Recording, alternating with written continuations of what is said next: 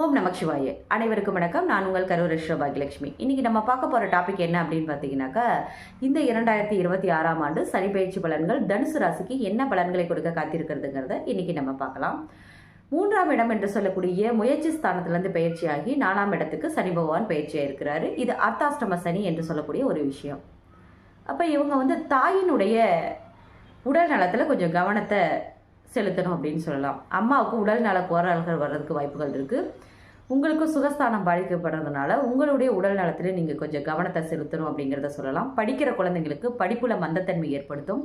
Mark கம்மியாகக்கூடிய வாய்ப்புகள் அதிகமாக இருக்குது. அதனால் கொஞ்சம் பெற்றோர்கள் கவனமாக இருந்து அவங்கள படிக்க சொல்கிறதுல கொஞ்சம் ஆர்வத்தை நீங்கள் காமிக்கணும் அப்படிங்கிறத இந்த இடத்துல சொல்லணும். வீடு, வண்டி, வாகனங்கள் சம்பந்தமான வேலைகள், பழுது பார்க்கக்கூடிய வேலைகள் உங்களுக்கு அதிகமாக அந்த சனி பயிற்சி கொடுக்கும் அப்படின்றத சொல்லலாம். அது மட்டும் இல்லாமல் 4 கால் ஜீவன்கள்கிட்ட கொஞ்சம் கவனத்தை மேற்கொள்ளணும் அப்படிங்கிறத இந்த இடத்துல சொல்லணும். நகை நட்டு ஏதாவது இருந்ததுன்னா அடமானம் வைக்கக்கூடிய சூழ்நிலைகள், கடன் வாங்கக்கூடிய சூழ்நிலைகள், எதிரிகளால் நமக்கு மன கஷ்டங்கள் வரக்கூடிய சூழ்நிலைகளும் இந்த இடத்துல உங்களுக்கு போகும்.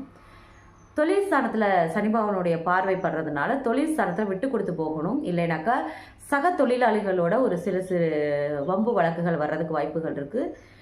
வேலையில் கொஞ்சம் மாற்றம் வர்றதுக்கும் வாய்ப்புகள் இருக்குது. அது மட்டும் இல்லாமல் ராசியை பார்ப்பதனால மன உளைச்சல்கள் வரும், மந்தத்தன்மையை ஏற்படுத்தும்.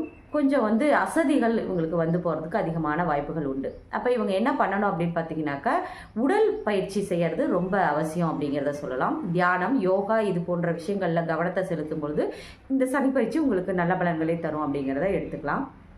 அது மட்டும் இல்லாமல் உடல் ஊனமுற்றவங்களுக்கு உதவி செய்கிறது, அன்னதானம் செய்கிறது. ஏன்னா உங்களுக்கு 2ஆம் அதிபதியாக சனி பகவான் வர்றதுனால நீங்கள் அன்னதானம் செய்யும் பொழுது உங்களுக்கு சனி பகவான் நல்ல பலன்களை கொடுப்பார் அப்படிங்கிறத இந்த இடத்துல நம்ம சொல்லணும்.